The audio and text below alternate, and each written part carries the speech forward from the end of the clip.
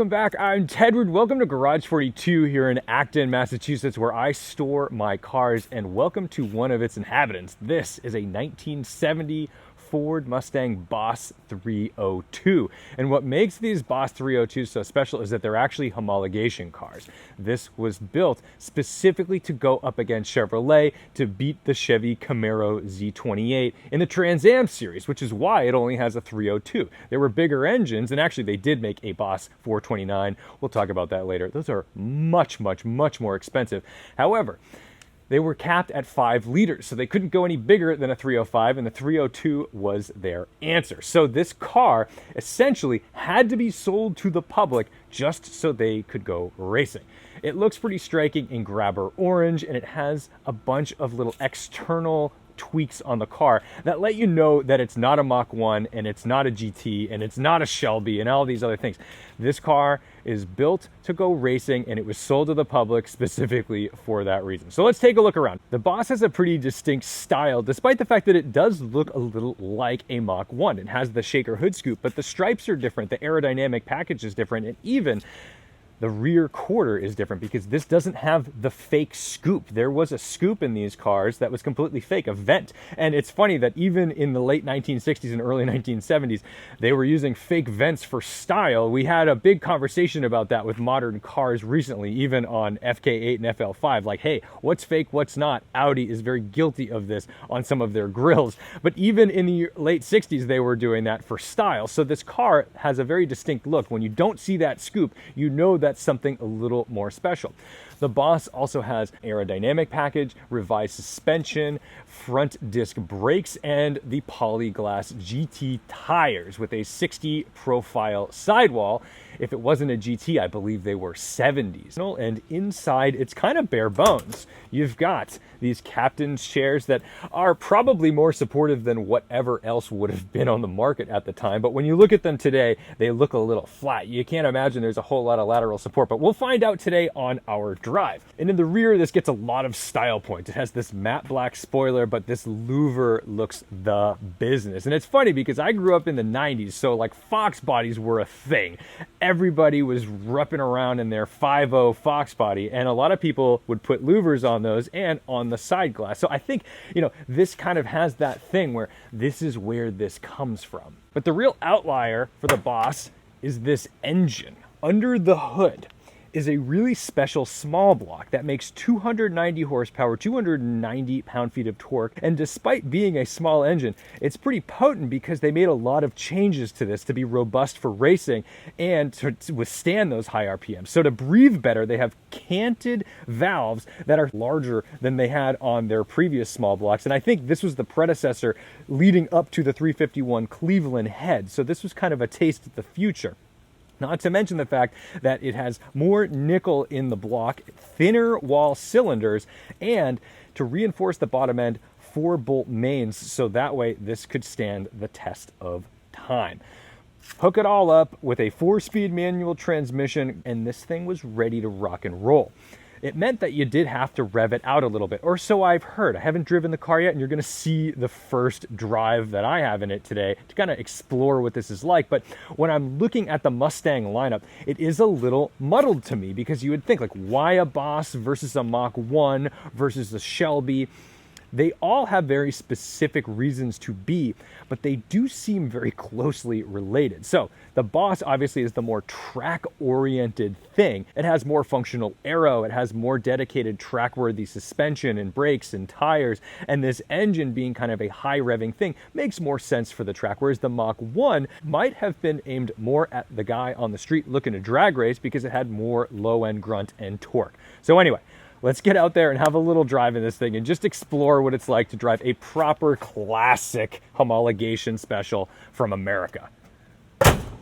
It's somewhat rare because in 1969, the first year of the Boss, they made about 1,600 of them. In 1970, the second and final year of the Boss 302, they made about 7,000. So these sit really nicely as a collector car that you can use because they're sub $100,000 depending on condition, but the real heavy hitter is that Boss 429. Those can sell for as high as like $400,000 or $500,000 depending on condition. But That's all right. I'm going to be really happy with the small block because I feel like in the Chevy world, I've always been a little happier with the small blocks too. Inside, we sit pretty nice and low in the cabin. I do not have a tilt or telescoping wheel here, but it's very simple. It's a 2-spoke and it's a thin wheel. Up front, we've got some pretty simple gauges. We've got our temp, we've got our speedo, which gives us essentially a red line from 70 miles an hour up. We've got a tachometer over here with no indication of a red line. I know that it makes peak power at 5,800 RPM, so we'll probably respect that. And then a fuel gauge. So,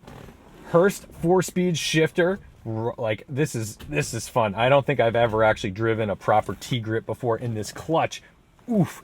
It's not particularly heavy. It's just the end of the travel has a real nasty spring on it. So we're going to be aware of that. So let's get her started. There's a choke down here, but she's already warmed up.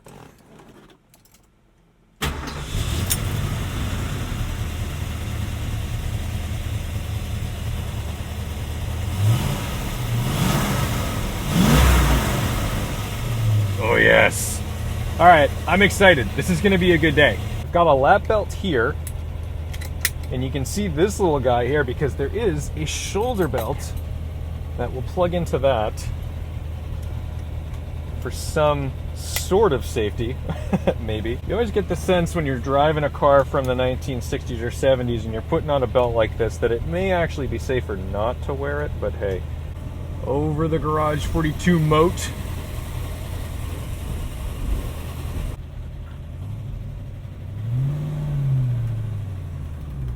First thing you notice is just how tall that first gear is. Because when you're trying to get out of the hole, you've got to give it a boot full of revs, otherwise you're just going to stall it out. The clutch catch is pretty high. The steering is light, like fingertip light.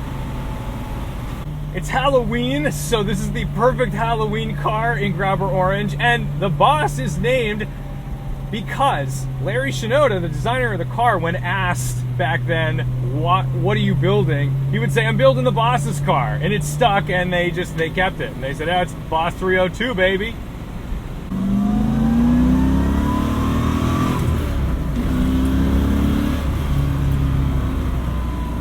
That's a good sound. Oh, I could get used to that.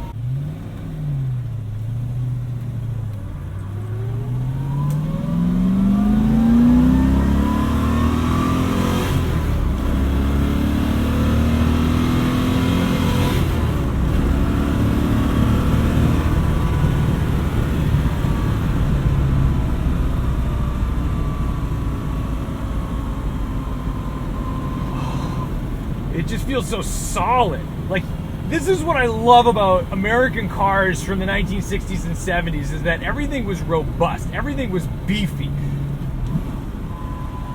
These shifters, I mean, I grew up on Mark III Volkswagens and Toyotas and things, like a little bit delicate. Like if you shift too hard, they're gonna grenade themselves. Like these were drag shifters. These were designed to just go and do whatever you asked them to do. You told the car what to do, you didn't ask it for permission.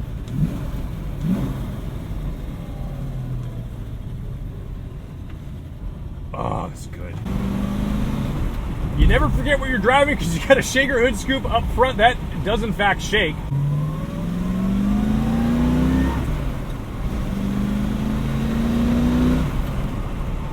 And this color is always in your face, and it's matching all the trees right now, which I really dig.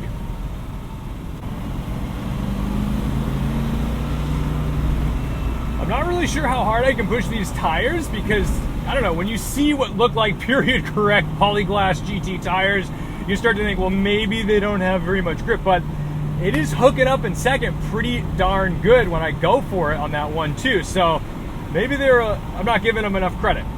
The steering is really light. Light to the point where it's mildly vague even. You have to put such little effort into it. We'll be nice and gentle through here.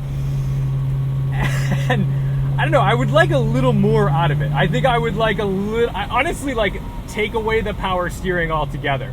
Just kill it and make me muscle through it.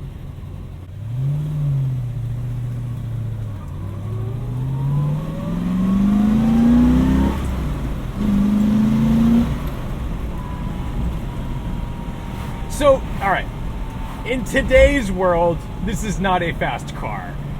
It's 0 to 60 is under 7 seconds. It's in the 6s, but this car was designed for the road course, which is still kind of interesting because if you think about what was happening in Europe, the small, lightweight cars in Europe, this still seems big and out of place. But you can definitely tell that they've dialed out a lot of like ugly body roll and things. This feels pretty flat.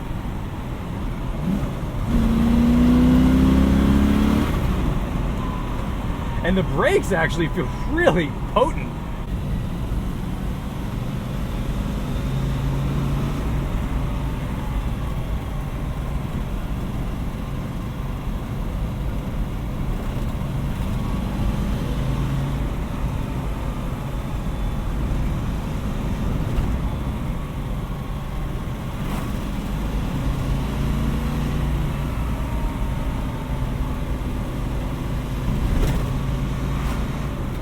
And now, honestly, this is the perfect car in terms of speed and sensation for today's world, because if you do live in an area like this, your driving has to be mildly sanitized. You can't just go out and hit these corners at 80, 90 miles an hour in your Porsche GT3, because that's the only time that thing feels alive. Whereas this, on these tires, with this engine, you get all the sounds and excitement, but you also get all the sensations of being kind of near the edge of grip.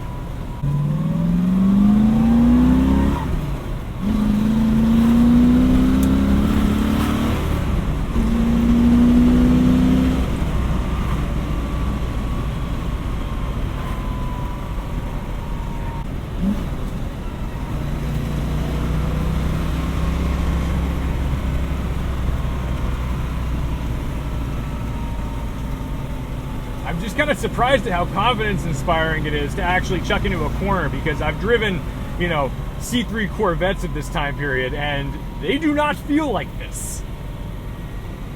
But then again, I haven't driven the Camaro that this was designed to compete against. So maybe I'm missing out. You just don't want to take chances in a car like this, because A, you want to preserve it. You don't want to bend it into a tree or into the rocks. It's a little slippery out here with some wet pavement and leaves. And B, the safety in this car is pretty limited. But either way, what I think is wild is just how easy it is to kind of enjoy it and not feel like you're pushing too hard.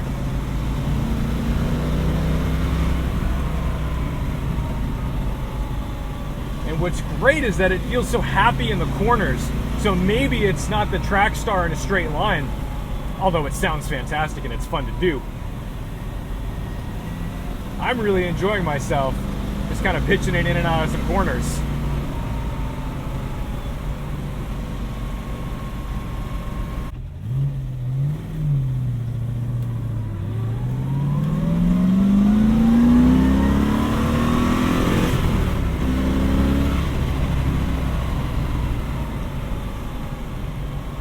That's a good time.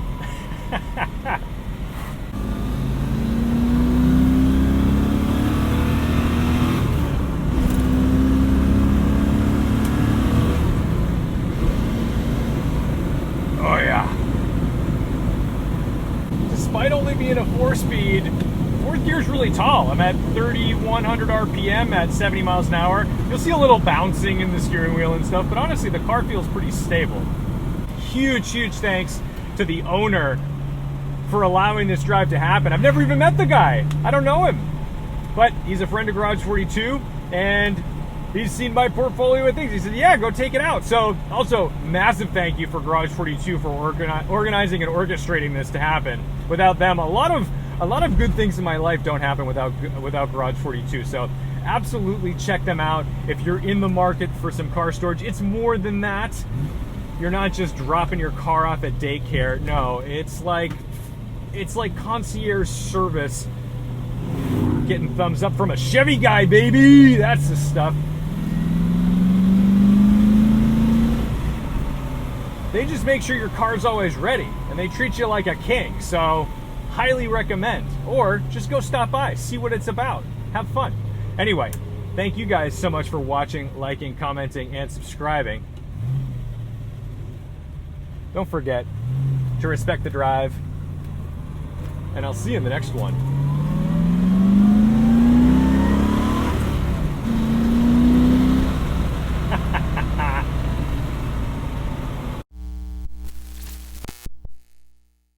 I'm smiling ear to ear right now. This is fantastic. I'm having a really good time in this car. The more I drive it, the more I like it.